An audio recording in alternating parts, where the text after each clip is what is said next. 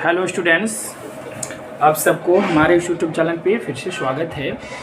और अब हम लोग जो इलेक्ट्रिक सर्किट के फर्स्ट चैप्टर पढ़ रहे थे, आप लोग उब रहे होंगे, बोर हो जाएंगे, सर कब ख़त्म होगा, कब होगा।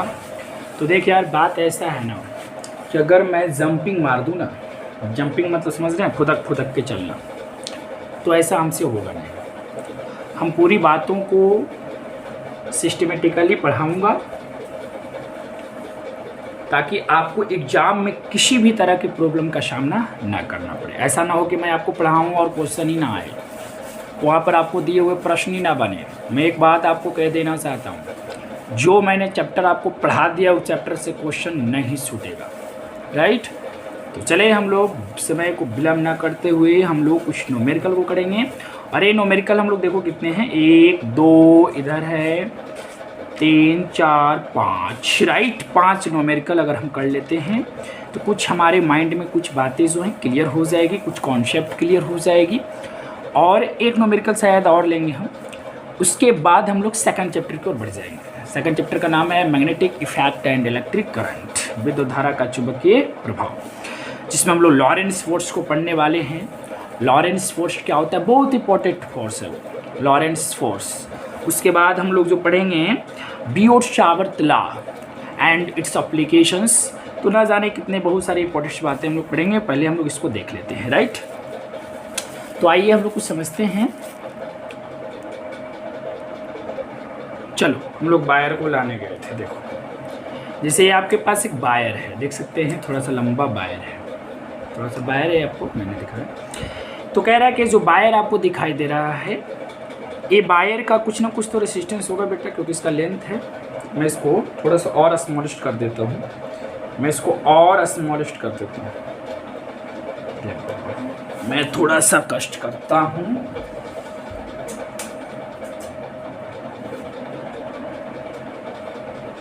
ध्यान देना, हम लोग कष्ट कर,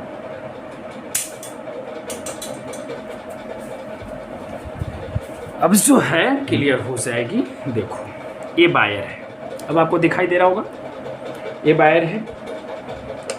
अब इस वायर का कुछ ना कुछ अपना लेंथ है, देख सकते हैं, है ना, कुछ लेंथ, देखो आपका लेंथ है। तो इसके लेंथ की वजह से इसका कुछ ना कुछ अपना रेसिस्टेंस होगा, because resistance depends at length and cross sections का जो एरिया होता है, जो कटअप का एरिया होता है, उस पर भी डिपेंड करता है। और इसके इन्वर्सली प्रोपोर्शनल होता है और इसके डायरेक्टली प्रोपोर्शनल होता है, ये आप जानते होंगे। दोनों बात को मैंने मिला करके L/A, और यहाँ पर से जब हटाया था तो रेसिस्टिविटी आया था यहाँ से नो, चलो। और यहाँ से रेसिस्टिविटी का जो एक्सप्रेशंस निकलेगा वह R/A/L, राइट, ये निकल जाती है, मैंने आपको बताया था। और एक बात और बताया था बेटा कि अगर ये जो लेंथ आपका जो वायर है, इस वायर के आप लेंथ को बढ़ा दें तो रेसिस्टेंस बढ़ जाएगी। क्रॉस सेक्शंस के एरिया को अगर आप बढ़ा देते हैं तो रेसिस्टेंस कम जाएगी। बट रेसिस्टिविटी पर कोई डिफेक्ट नहीं पड़ेगा, रेसिस्टिविटी पर कोई इफेक्ट नहीं पड़ेगा, सॉरी, कोई इफेक्ट नहीं पड़ेगा। रेसिस्टिविटी जो होता है ना, वह सब्सटेंस पर डिपेंड करता है। जब तक इसको आप चेंज नहीं करेंगे, मान लेते कि कॉपर का वायर है, तो अगर आप इस कॉपर के वायर को आप चेंज नहीं करते तो आप ये इसको जो भी कर लो, इसको इस प्रकार से कर लो, लेंथ को कम कर दो या जो भी कर दो, लेंथ को बढ़ा दो, रेसिस्टिविटी पर कोई डिपेंड जो इफेक्ट पड़ने वाला नहीं है। बिकॉज रेसिस्टिविटी जो होता है, resistivity is the property of conductor. Conductor का एक प्रॉपर्टी होता है, समझ रहे बातों को, वो नहीं चेंज होता है। कह रहा है क्या कि 8 ओम प्रतिरोध वाले एक तार है, जैसे इसी तार को आप मान लो, इसका रेसिस्टेंस कितना है, 8 ओम मान लो, और इसको बीच से 180 डिग्री के कोण से मोड़ दिया जाता है, जैसे वायर हो गया। अब इसको इस प्रकार से हमने बेंड कर दिया, इसको फोल्ड कर दिया, ऐसे इस प्रकार से। अब मोड़ने के बाद जो इसको ऐंठ दिया जाता है। अब बताओ कि क्या होगा, ऐंठने से क्या होगा, बताओ, ऐंठने से अब क्या होगा। देखा होगा दो चीज़ इसमें आप देखे होंगे। जैसे मान लेते हैं बेटा, ध्यान देना, 2 चीज़ आप गौर किए होंगे। मान लेते हैं इनिशियली, मैं बात कर रहा हूँ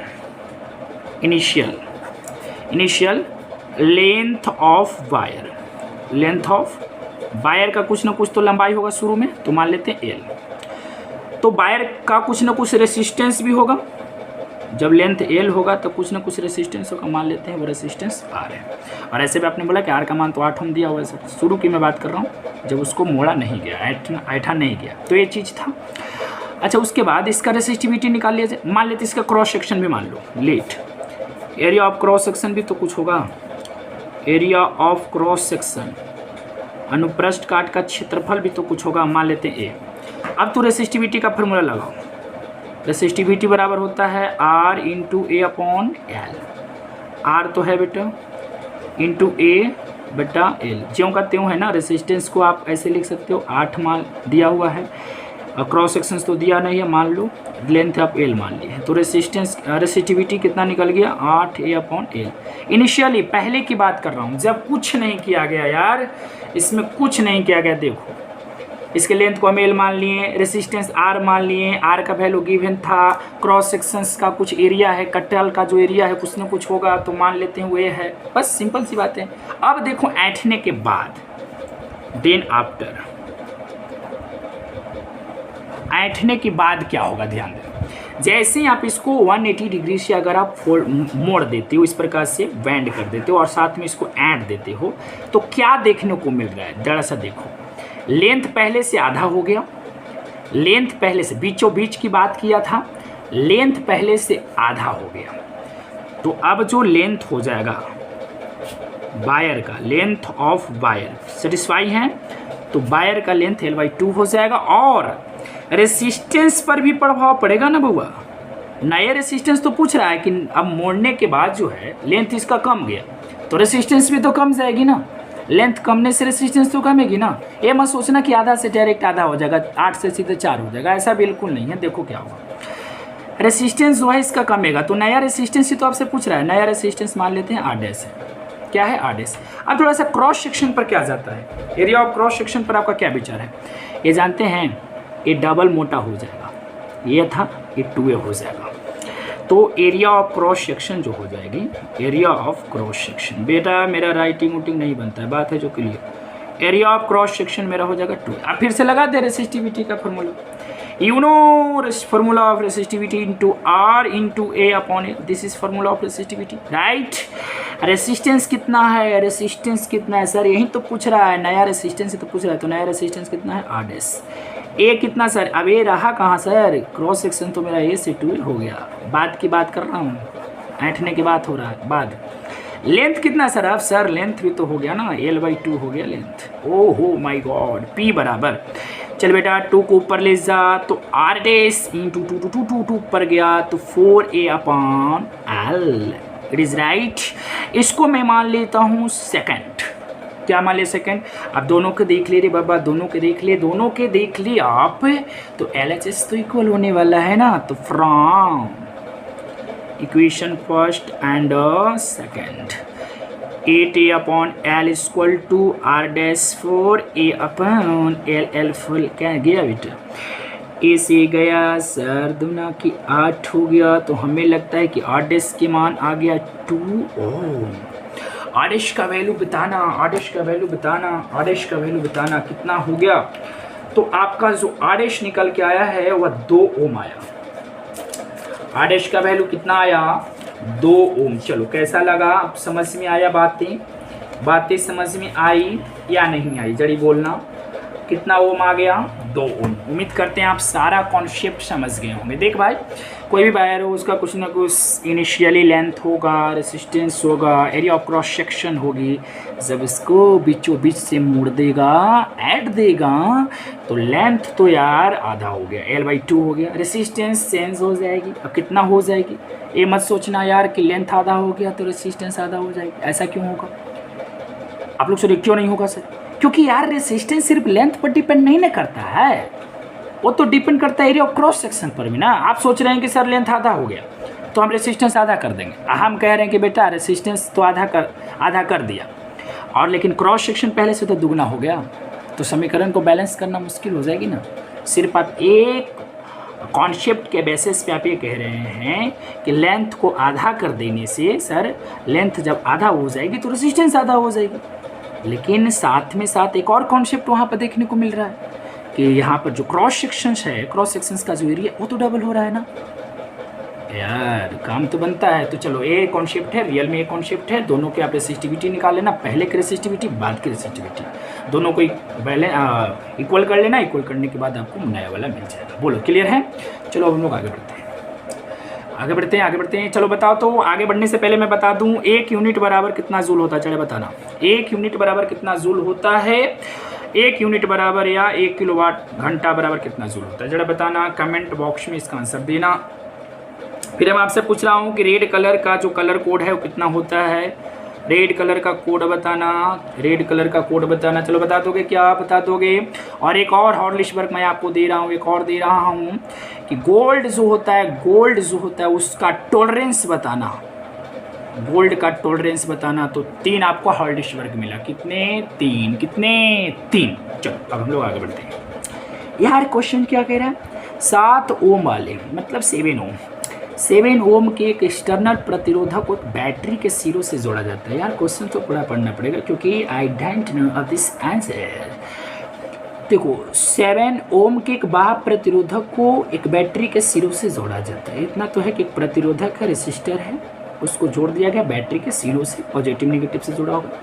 जोड़ने से 1.5 एम्पियर की करंट बह रही। अच्छा, जब रेसिस्टेंस बढ़ा करके 11 ओम कर दे, जो 7 ओम से 11 ओम बढ़ा दिया तो धारा घटे, वो तो घटेगा ही। रेसिस्टेंस बढ़ेगी तो धारा तो घटेगा ही, क्योंकि ओम के नियम से हम जानते हैं I बराबर V बट्टा R। ससुरा रेसिस्टेंस बढ़ेगा, करंट तो घटेगा। चलो यहाँ तक तो सही है। धारा का मान इतना हो गया। तो बैटरी का electromotive force and IR internal resistance पूछा।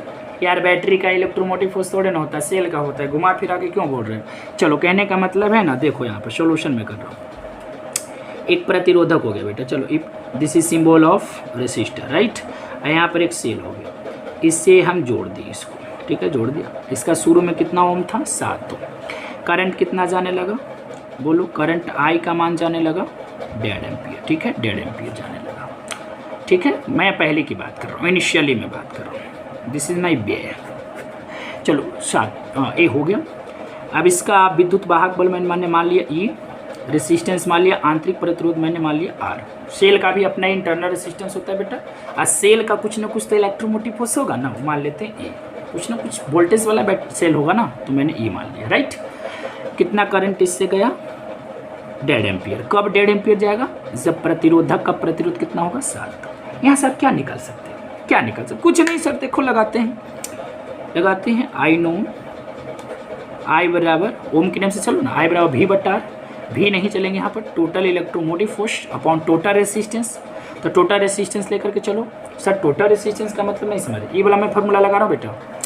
I बराबर total electromotive force upon total resistance. Total resistance, total resistance का मतलब external resistance plus internal resistance, external plus internal resistance. तो एक्सटर्नल कितना है? 7 ओम, इंटरनल मान लिया है R। क्रॉस मल्टीप्लिकेशन करोगे तो 7 I का भी मान तो दिया हो ना बेटा, I का मान है 1.5 एम्पियर प्लस में R हो जाएगा E बराबर, बोलो कितना हो जाएगा? 7 × 5 = 35, 3 7 3 10, एक अंक के बाद दशमलव हो जाएगा, 10.5 plus R। I let this is first equation, ठीक है। 7 × 5 = 35, 3 7 3 10 राइट। अब क्या होगा? ध्यान से देखना, अब क्या होगा सो देखना। अब कहा है कि प्रतिरोध को बढ़ा देते हैं, देन आफ्टर रेसिस्टेंस बढ़ा दे बेटा। रेसिस्टेंस कितना कर दिया? 11 ओम कर दिया। अब देखो बैटरी वही है, सेल वही है, इलेक्ट्रोमोटिव फोर्स उसका E रहेगा, रेसिस्टेंस R रहेगा, सेल वही है, सेल वही है। करंट अब कितना बह रहा है? घट करके करंट हो गया 1 एम्पियर, ठीक है। अब बताइए क्या होगा? अब यहाँ से क्या इक्वेशन बनने वाला है? जरा बताना तो। अब यहाँ से क्या इक्वेशन बनने वाला है? बताना तो। अब यहाँ से क्या इक्वेशन बनने वाला है? प्रतिरोध बढ़ा करके 11 ओम कर दिया जाता है, धारा घटकर 1 एम्पियर हो गया। चलो अब क्या यहाँ से बनने वाला है? चलो फिर से लगाते हैं। फ्रॉम ओम्स लॉ, E बराबर क्या होगा? 11 प्लस मैंने पूरा लगा रहा हूँ, 11 प्लस सॉरी I बराबर लगाऊंगा ना, सॉरी I बराबर ना, तो I बराबर क्या हो जाएगा? देखो तो देखो देखो यहाँ पर मैं चल रहा हूँ फ्रॉम ओम्स लॉ। तो आई बराबर वी बटा आर, मतलब total electromotive force upon R. R कितना है, टोटल रेजिस्टेंस लेंगे तो 11 प्लस कितना हो जाएगा आर। ये अभी कितना है 1 एम्पियर। क्रॉस मल्टीप्लिकेशन कर दोगे तो 11 गो प्लस आर बराबर ई हो जाएगा। इसको ऐसे लिख सकते हो ई बराबर 11 प्लस आर। इसको समीकरण आप सेकंड में, दोनों को आप पहले से इसको इक्वल कर, दोनों अकेले से इक्वल है। देखो यहाँ पे बेटा from equation first and second, तो आप 10.5 प्लस आर बराबर क्या हो जाएगा यहाँ पर से कुछ कुछ कुछ कुछ कुछ कुछ कुछ कुछ कुछ कुछ कुछ कुछ कुछ हाँ, यहाँ पे हम लोग कुछ ना कुछ मिस्टेक कर रहे हैं। जैसे आई को हम लोग गुना जब किए थे ना क्रॉस मल्टीप्लिकेशन, तो ई तो हो गया, आई को 7 से तो किया, लेकिन आई को इससे नहीं किया। इससे भी तो करना पड़ेगा ना, इससे भी करना पड़ेगा। तो ई बराबर हो जाएगा फाइनली 10.5 प्लस आर इंटू 1.5, ये हो जाएगा बेटा। आई का मान यहाँ भी रखना पड़ेगा ना, तो ये हो जाएगा सॉरी 10.5 प्लस 1.5 आर बराबर इधर क्या हो जाएगा 11 प्लस आर, 11 प्लस आर, ये बोला। अब क्या हो जाएगा देख लो देख लो देख लो देख लो देख लो देख लो 1.5 रहने देते हैं, 1.5 आर, इसको आर इधर लाते हैं और 11 माइनस 10.5 घटाओगे तो 0.5 आर बराबर इधर से 0.5 कट गया। आर का मान 1 ओम आ जाएगा। क्लियर है, आर का मान कितना आ जाएगा 1। अब इस 1 ओम को आप कहीं भी रख दो, कहीं भी रख दो, यहीं भी रख दोगे 1 ओम को, तो इलेक्ट्रोमोटिव फोर्स आपको निकल जाएगा 12 वोल्ट, 12 वोल्ट 12 वोल्ट निकल जाएगी। तो आप समझ रहे हैं इस चीज़ को, बहुत कुछ बड़ी बात नहीं है, बस हमको हॉर्लिक्स वर्क चाहिए। रेड वाला का कलर कोड बता दे, 1 यूनिट बराबर 1 किलोवाट घंटा कहो चाहे यूनिट कहो, एक ही चीज़ होती है। इसका वैल्यू बता दे कितना जूल होता है, और गोल्ड का टॉलरेंस बता दे। बाकी 2 न्यूमेरिकल मैंने कराया, उम्मीद करता हूँ आप समझ रहे होंगे। दोनों न्यूमेरिकल को देख लो, ऐसा कुछ है, ऐसा कुछ है, ठीक है, आप समझ रहे होंगे, समझ रहे होंगे। चलो समझ रहे हैं बातों को। चलिए अब हम लोग थर्ड की ओर बढ़ते हैं, चलो आ जाओ। अब थर्ड में क्या कहता है ससुराल, क्या कहता है, चलो इसको भी पढ़ लेते हैं। एक हीटर की बात करें, इलेक्ट्रिक हीटर। अच्छा आपको पता है हीटर के बारे में, हीटर किस पर काम करता है? तो देखो मैं थोड़ा थोड़ा नॉलेज दे देता हूँ। इलेक्ट्रिकल जो हीटर होता है बेटा, इलेक्ट्रिक हीटर, विद्युत हीटर जो होता है वह काम करता है विद्युत धारा के उष्मीय प्रभाव पर, I mean heating effect of electric current वाले प्रिंसिपल पे काम करता है। Heating effect of electric current, विद्युत धारा के उष्मीय प्रभाव पे काम करता है। होता क्या है कि इसके अंदर नाइक्रोम का एक वायर होता है, नाइक्रोम वाले वायर होता है, नाइक्रोम वाला वायर होता है। नाइक्रोम का मतलब समझते हो, इसमें बहुत सारे ये एलॉयज है ना, नाइक्रोम मिश्र धातु होता है, इसमें निकल है, क्रोमियम है, आयरन वगैरह भी है। तो बहुत सारे मेटल्स का जो है एलॉयज होता है, मिश्र धातु होता है नाइक्रोम। नाइक्रोम ही इसके अंदर होता है। इलेक्ट्रिक हीटर के अंदर क्या होता है, नाइक्रोम ही होता है। और इलेक्ट्रिक हीटर किस प्रिंसिपल पे काम करता है, तो heating effect of electric current, right. जैसे मान लो बेटा हीटर में ऐसा लपेटा हुआ रहता है, इस प्रकार से वायर होता है, मैं आपको समझाने के लिए ऐसा कर रहा हूँ। इस प्रकार से नाइक्रोम का वायर होता है, राइट। अब इसके दोनों जो छोर है, दोनों छोरों के बीच में विभवांतर कितना है, विभवांतर है इतना। एक हीटर में जब 8 एम्पीयर की जब धारा जाती है, इसमें जब 8 एम्पीयर की जब धारा जाती है, तो ये जो सिरा है और ये सिरा जो है, दोनों के बीच में जो विभवांतर उत्पन्न होता है वह 1.9 वोल्ट रहता है। जब उसके छोरों के बीच में, ये दोनों के बीच में विभवांतर 180 वोल्ट कर दिया जाता है, तो हीटर में प्रवाहित होने वाली धारा क्या होगा। जैसे ऐसा मानना यार, एक बैटरी लगा हुआ है, एक बैटरी लगा हुआ, ठीक है, बैटरी लगा हुआ है, कितना वोल्ट का बैटरी अभी है, 1.9 वोल्ट का बैटरी है, मान लो, ऐसा समझो। तो हम लोग बनाएंगे कैसे, फिगर नहीं आपको देना है, मान लो इनिशियली हम लोग चलेंगे, इनिशियली चलेंगे। आई का मान कितना दिया हुआ है, 8 एम्पियर दिया हुआ है, भी का मान दिया हुआ है 1.9 वोल्ट। तो आप यहाँ से क्या निकाल सकते हो, आई दिया है, भी दिया हुआ है, आई भी दिया हो, भी दिया हो, आर निकाल लो, आर निकाल लो ना, आर निकाल लो। चूँकि ओम के नियम से फ्रॉम, चूँकि ऐसे होता है फ्रॉम ओम्स लॉ, फ्रॉम्स ओम्स ला चलो, और इस नाइक्रोम वाला जो वायर है उसका रेसिस्टेंस निकालो। आई बराबर भी बटा आर होता है ना, इसलिए यहाँ से आर बराबर हो जाएगा भी अपॉन आई। ठीक है, अब चलो आर बराबर, ध्यान देना भी का मान कितना है बेटा 1.9 है और आई का मान है 8। इसको आप लिख सकते हैं ऐसे 19/80 ओम। इतना इसका रेसिस्टेंस है नाइक्रोम वाले वायर का। अब तो आराम से हो जाएगी ना, अब तो आराम से हो जाएगी। चलो देखो अगेन, अब क्या कह रहा है, देन आफ्टर, मैंने बात की, मैं बात कर रहा हूँ। विवांतर कितना दे रखा है 180 वोल्ट विवांतर हो गया। तब धारा बताइए यार, धारा निकालना है, विवांतर दिया हुआ है, धारा निकालना है तो आपको आर मालूम होना चाहिए ना। जैसे भी बराबर आई, अब 3 क्वांटिटी है, डिफरेंस पोटेंशियल है, करंट है, रेसिस्टेंस है। अब 3 में से एक कब निकलेगा, जब 2 मालूम रहेगा। विवांतर दे रखा, आई पूछ रहा है, रेसिस्टेंस मालूम होना चाहिए। अरे यार ऊपर तो निकाला तूने, रेसिस्टेंस निकाला 19/80। रेसिस्टेंस तो चेंज नहीं ना होगी, इसका रेसिस्टेंस चेंज थोड़े ना होगी। अब निकाल लो आप ना। इसीलिए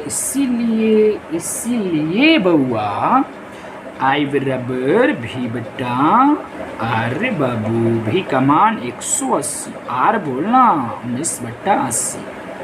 80 भाग जाएगा ना ऊपर तो 180 अपॉन 90, 80/90 क्या हो जाएगा। इसको आप सोल्व करके देखना, मैं तो सोल्व कर लिया हूँ। तो 7.2 इंटू 10 की पावर 2 10 की पावर 2 10 की पावर 2 7.6 इंटू 10 की पावर 2 एम्पियर। कर लेना सोल्व, आप कर लेना सोल्व, आ जाएगा राइट।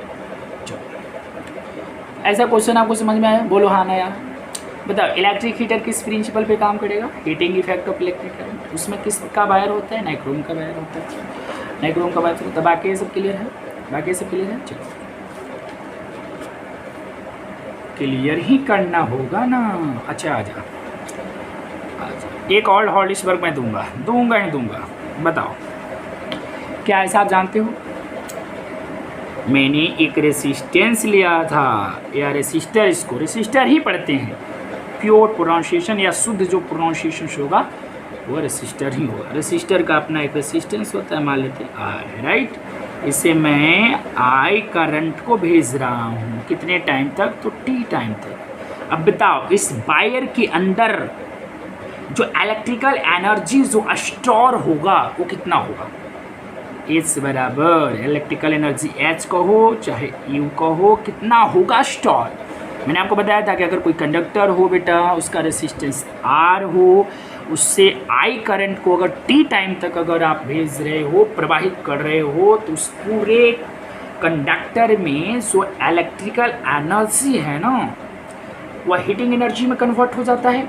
और वह एनर्जी जो है हीटिंग एनर्जी में, इलेक्ट्रिकल एनर्जी तो तूने दिया, और उसमें वह हीटिंग एनर्जी के फॉर्म में जो है स्टोर हो रखा है। कितना होता है, एच बराबर आई स्क्वायर आर टी। मैंने बताया था आई स्क्वायर आर टी, यही फार्मूला इसको लगेगा। देखो ना क्या करें, 220 वोल्ट पर कार्य करने वाला की हीटर है। अच्छा 220 वोल्ट के 220 वोल्ट पर कार्य करेगा, अच्छा बात है। 5 एम्पियर धारा लेते हैं, ओके। 10 मिनट में उत्पन्न ऊष्मा, अच्छा ससुरा गिवन क्या है रे बाबू, भी का मान आपको दे रखा है 220 वोल्ट विवांतर दे रखा है। अच्छा कितना करंट ले रहा है, 5 एम्पीयर का करंट ले रहा है। कितना मिनट तक, 10 मिनट। अब इसको सेकंड में चेंज करना। फिजिक्स में कोई भी न्यूमेरिकल को सोल्व करो, कोई भी क्वांटिटी पर वर्क करो, उस क्वांटिटी का जो वैल्यू गिवन रहेगा उसको आप एसआई यूनिट में ही ले जाओगे। बिकॉज जैसे देखो टाइम है, फिजिकल क्वांटिटी एक तरह का। अब देखो फिजिकल क्वांटिटी टाइम है, टाइम का तो ऐसा यूनिट सेकंड होता है, दिया हुआ है मिनट में, सेकंड में ले चलेंगे ना। 60 से गुना कर देते हैं बेटा, सेकंड में चला गया। 600 सेकंड की बात करें, 60 से गुना करोगे 600 सेकंड की बात करें। अब निकाल दो। आई नो प्यारा सा फार्मूला, एच बराबर आई स्क्वायर आर टी, आई स्क्वायर आर टी, आई स्क्वायर आर टी। अब लगा दो आई स्क्वायर आर टी वाला फार्मूला लगा दो रे बाबा, आई स्क्वायर आर टी वाला अब फार्मूला लगा दो तो क्या आ जाएगा, आई स्क्वायर करो तो 25, आर का वैल्यू कितना है, ए ले सर आर तो नहीं है ना, तो एक काम करना, फ्रॉम्स ओम्स लॉ से एक बार चल देना तुम लोग, फ्रॉम ओम्स लॉ। तो आर बराबर क्या हो जाता है फार्मूला, भी बट्टा आई। भी का मान तो दिया हो ना 220 और आई का मान 5, काट दो ना, काट दो, कितना हो जाएगा, आर आपका कितना निकल जाएगा रे बाबा, निकाल दो, 5 चौके 20, 2 बच्चा और 5 चौके 20, 44 बचे। तो आर की जगह पे 44 रख दोगे, टाइम कितना है 600 सेकेंड। इसको सोल्व कर लो, इसको अगर आप सोल्व कर लोगे तो आपका जो आंसर मिलने वाला है, कर लो, हम कर लेते हैं, आपके सामने मैं करता हूँ। 44 को 25 से आप मल्टीप्लाई करोगे, 0 0 0 0 0 220 हो जाएगी, 44 दूना 88 हो जाएगा, 0 16 17, बोलो सही है। तो हो जाएगा 1760 गुना 600, अब 176 गुना 6 और 10 के पावर 3 ले लेते हैं, इसको गुना करो, इसको गुना करो, कितना हो जाएगा, कितना हो जाएगा बेटा बोलो, 6 6 36, कैलकुलेशन कर रहा हूँ, कैलकुलेशन कर रहा हूँ, 36 3 हो जाएगा, 7 6 42 से 3 45, 4 हो जाएगा और 6 4 10 हो जाएगा, बोलो सही है, सही है। 6 6 36 हो जाएगी, 3 6 7 42 से 3 45, फिर 4 हो जाएगी, 6 4 10 हो जाएगी। अच्छा, कितना गुना 10 के पावर 3, अगर आप पॉइंट लगाना चाहो तो लगा सकते हो, पॉइंट लगाना चाहो तो लगा सकते हो, कहीं पे कैलकुलेशन तो गलत नहीं हो रहा है। V का मान 220 वोल्ट है, I का मान 5 एम्पियर था, R निकाला, R बराबर भी बटा है तो 44, H बराबर आई स्क्वायर आर टी, आई का मान हो गया था 5 5 बचे 25 गुना आर है कितना 44 इंटू, सही है, सही कैलकुलेशन, बाकी कर लेना आपको कितना, बाकी इतना आप कर लेना। लेकिन एक और होता है फार्मूला यार, एक और आप होता है फार्मूला जो कि आर निकालने की आवश्यकता ही नहीं पड़ेगा, आर की कोई आवश्यकता नहीं, क्या ऐसा होता है जी, होता है, H बराबर वी आई टी, ऐसा होता है।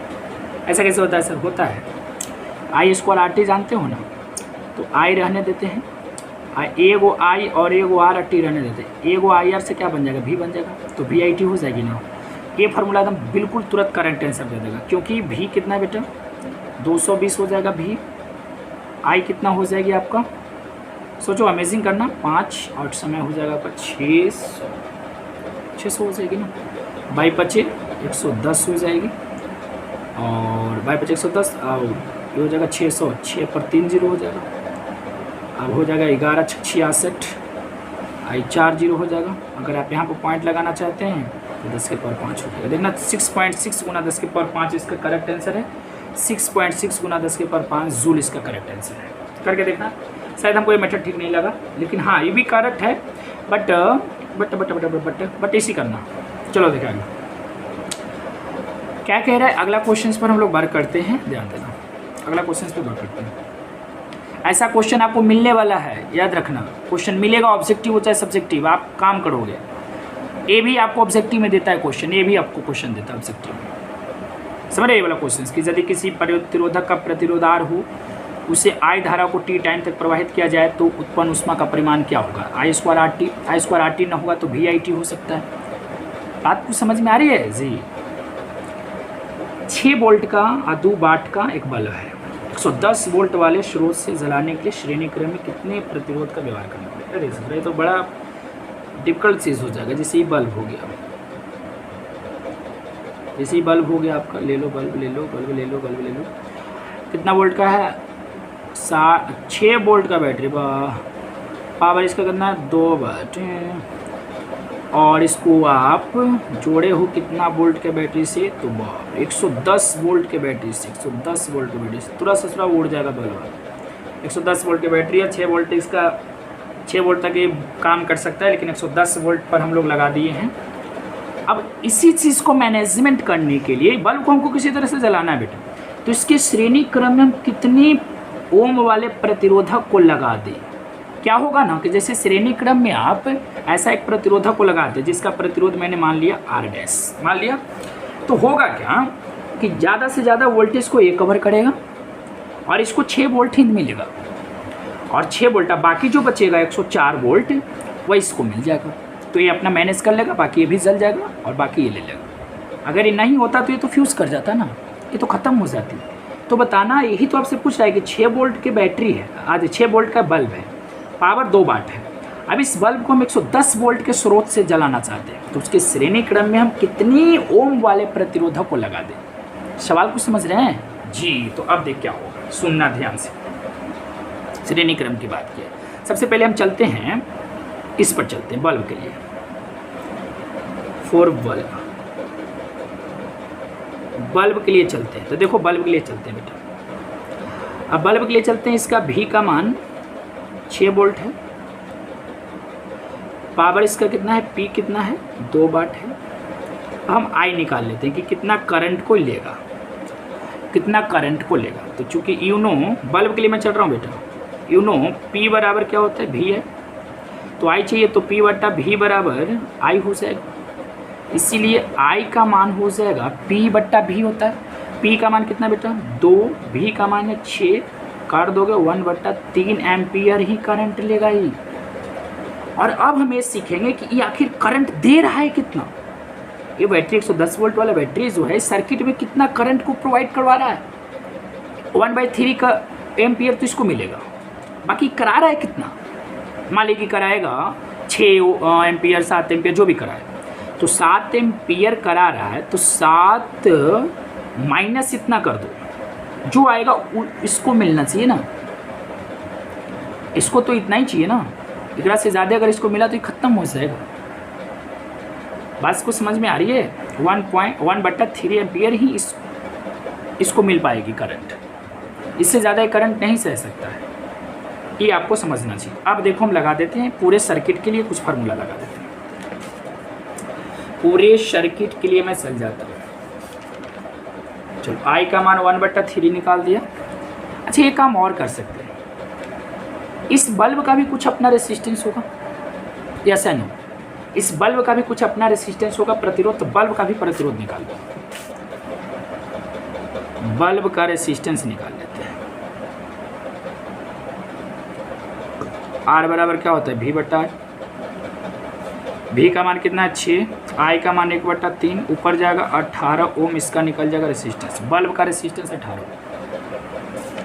तो देख लो, इसका रेसिस्टेंस 18 ओम, इसका रेसिस्टेंस 8 मान लिया, दोनों श्रेणी क्रम में है। अब हम लोग फार्मूला फाइनल लगा सकते हैं। अब देखो हम लोग क्या लगाएंगे, now from Ohm's law, Ohm's law. अब हम लोग लगावेंगे आई बराबर टोटल पोटेंशियल या total electromotive force upon total resistance वाला फार्मूला। आई का मान तो चेंज नहीं होगा, अगर इस बल्ब से 1/3 एम्पियर जा रहा है तो 1/3 एम्पियर ही इससे भी जाएगा। अब समझ लो कि इससे 1/3 एम्पियर ही बैटरी से निकल पाएगा, दोनों श्रेणी क्रम में है, 1/3 एम्पियर इससे जाएगी तो वहीं करंट इससे भी फॉलो करेगा। तो समझना है आपको, करंट का चेंजेस नहीं हुआ, दोनों श्रेणी क्रम में है, तो करंट तो चेंज नहीं होगी, 1/3 ही होगी करंट। टोटल इलेक्ट्रोमोटिव फोर्स कितना है, विभवांतर टोटल कितना है, 110 है, बल्ब वाला नहीं देखना, 110 है टोटल रेसिस्टेंस कितना है, तो सर दोनों श्रेणी क्रम में है, इसका 18 ओम और इसका 8 मान लिया, 8 ही आपसे पूछ रहा है, 18 + 8 क्रॉस मल्टीप्लाइकेशन करोगे, 18 + 8 बराबर 110, 330 हो जाएगी, 330 हो जाएगी। और 8 का मान निकाल लो, 330 में से 18 को माइनस कर दो, आपको 312 ओम हो जाएगी 8 का वैल्यू। लॉजिक समझिए आप, लॉजिक को समझिए क्या हुआ, जैसे यहाँ पे समझना लॉजिक। एक बल्ब था, वह बल्ब 6 वोल्ट पर काम करने वाला था, 2 वाट का बल्ब था, 6 वोल्ट वाले सोर्स से अगर वो आपको लगा देते तो अच्छा जलता, लेकिन नहीं, 6 वोल्ट वाले सोर्स से नहीं, हम लोग ऐसे सोर्स से लगाए हैं जिसका वोल्टेज 110 है, तो ज़्यादा है ना बेटा, इसका विभवांतर ज़्यादा है, तो ज़्यादा विभवांतर वाले से लगाओगे तो फ्यूज़ कर जाएगा, ख़त्म हो जाएगी बल्ब। इसके लिए इसके श्रेणी क्रम में एक अलग से हम लोग प्रतिरोधक लगा देंगे, जिसका कुछ न कुछ प्रतिरोध होगा, जिसकी वजह से इसका कुछ वोल्टेज इस पर खर्च हो जाएगा और ये बच जाएगा। तो ऐसे केसेस में करना क्या है, सबसे पहले पता करना है कि करंट कितना बह रहा है। तो आप उसके लिए क्या करोगे, P बराबर VI वाला सूत्र लगाओगे। पावर गिवन है बेटा, V किसका गिवन है, बल्ब के लिए मैं चल रहा हूँ, I का निकल लिया। अब I 1/3 एम्पियर आया, मतलब इस सर्किट से कितना एम्पियर बह रहा है करंट, 1/3 एम्पियर।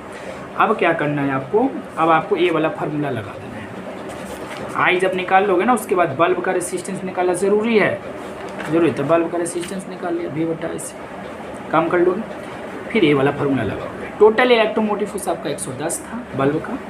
प्रयास करना है, बनाते रहना है इस क्वेश्चन को, तब आपको समझ में आएगा। अब हो जाएगी टोटल रेसिस्टेंस कितना है, तो बल्ब का 18 था और उसके श्रेणी क्रम में जो आप ऐड किए थे उसके रेसिस्टेंस को आप आगे सिलेक्ट कर लिए थे, क्रॉस मल्टीप्लिकेशन कर दिया था और क्रॉस मल्टीप्लिकेशन करने के बाद हमको जो मिला वो 312 मिला।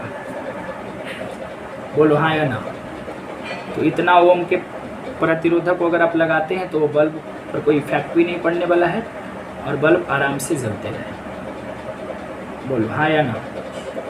चलो एक क्वेश्चन है, ये क्वेश्चन है आपका जो ऑब्जेक्टिव है, ऑब्जेक्टिव क्वेश्चन है, ध्यान से सुनना और आप लोग थोड़ा सा बनाने का कोशिश करना। ऑब्जेक्टिव है कि स्थिर विभवांतर पर, सुन लेना, स्थिर विभवांतर पर, विभवांतर को स्थिर रखना है, स्थिर विभवांतर पर परिपथ का प्रतिरोध आधा कर दिया जाए, परिपथ का प्रतिरोध आधा कर दिया जाए। सवाल सुन लीजिए, बहुत इंपॉर्टेंट सवाल है। परिपथ का प्रतिरोध आधा कर दिया जाए,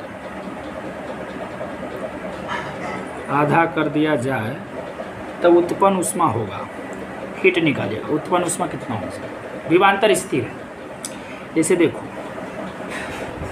ये प्रतिरोधक हो गया, इसके और इसके बीच का विभवांतर जो है मान लेते हैं V उत्पन्न होता है, ठीक है। अब इससे करंट I बह रही है, T टाइम तक जब बहती है तो उत्पन्न ऊष्मा का परिमाण हो जाता है I² RT, ये तो आप जानते हो। लेकिन कह रहा है कि विभवांतर स्थिर रखना है, अब परिपथ का प्रतिरोध सिर्फ आधा करना है, प्रतिरोध सिर्फ आधा कर देना है। अब विभवांतर सेम रहेगा बेटा, विभवांतर सेम रहेगा, परिपथ का प्रतिरोध सिर्फ आधा करना है। उत्पन्न ऊष्मा का फॉर्मूला आप ये जानते हैं, H बराबर I² RT, H बराबर I² RT जानते हैं। विभवांतर पर कोई चेंजेस नहीं किया है, भी चेंजेस नहीं किया है, सिर्फ क्या किया है तो रेसिस्टेंस को आधा कर दिया है। तो क्या लगता है, जब रेसिस्टेंस को आधा कर दिया है तो क्या लगता है, हीटिंग पर क्या प्रभाव पड़ेगा। रेसिस्टेंस आधा है बेटा, H बराबर आप I² RT जानते हैं, R अभी आधा होने वाला है, इसको गुना करेंगे तो पहले से दुगना हो जाएगा। देखो H बराबर I² T, इसको जैसे ही आधा करोगे आधा हो गया, अब ये 2 यहाँ जाएगा तो ये तो पहले वाला H है ना, पहले से दुगना हो जाएगी। ऊष्मा का जो परिमाण है वो पहले से दुगना हो जाएगा। आप ऐसे सोल्व कर सकते हैं, ये आप सोल्व कर सकते कर लोगे। छोटा सा क्वेश्चन था, छोटा सा क्वेश्चन था, उम्मीद करते हैं आप समझ गए। अच्छा, तो एक हॉर्लिसबर्ग मैंने आपको फिर से दिया, इलेक्ट्रोमोटिव फोर्स का डायमेंशनल फार्मूला आप देना, डायमेंशनल फार्मूला देना।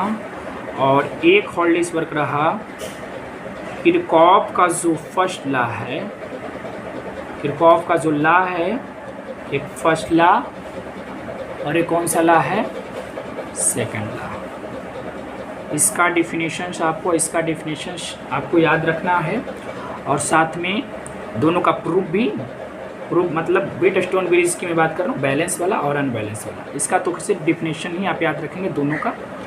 इसका किससे रिलेशन ये बताना आप लोग, और इसका किससे रिलेशन ये बताना, मतलब पूरी बातों को आप माइंड में रखना। बता तो नहीं सकते हो, कमेंट के जरिए कुछ कुछ बातें रख सकते हो। इलेक्ट्रोमोटिव फोर्स का डायमेंशनल फार्मूला, किरचॉफ के 2 नियम होते हैं, दोनों नियम को ओट पर रखना है, फर्स्ट लॉ और सेकंड लॉ को रखना है। फर्स्ट लॉ का रिलेशन किससे है, सेकंड लॉ का रिलेशन किससे है, सारा बात बताया गया था। उम्मीद करते हैं आपसे सीखे होंगे सारा चीज़। अब ज़्यादा टाइम को विलम्ब न करते हुए अब हम लोग जो है सेकंड चैप्टर की ओर बढ़ेंगे। तो नेक्स्ट वीडियो में मिलेंगे हम लोग सेकंड चैप्टर को लेकर के, जिसका नाम है magnetic effect of electric current, विद्युत धारा का, विद्युत धारा का चुंबकीय प्रभाव ही है, उसको लेकर के हम लोग पढ़ेंगे। ठीक है, तो आज की सेवा